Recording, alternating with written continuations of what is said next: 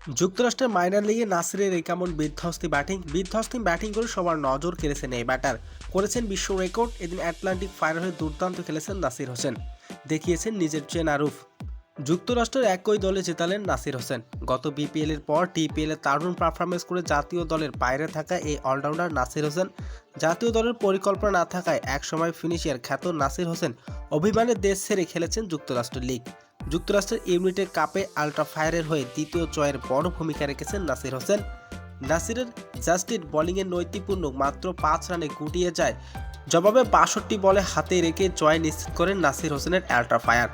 টসে জিতে আগে বোলিং করার সিদ্ধান্ত নেন আল্ট্রা ফায়ারের প্রতিপক্ষ বোলার হিসাবে এদিন নাসির হোসেন করেছেন দুর্দান্ত বোলিং, করেছেন দুটি মিডল ওভার এবং দুটি উইকেট।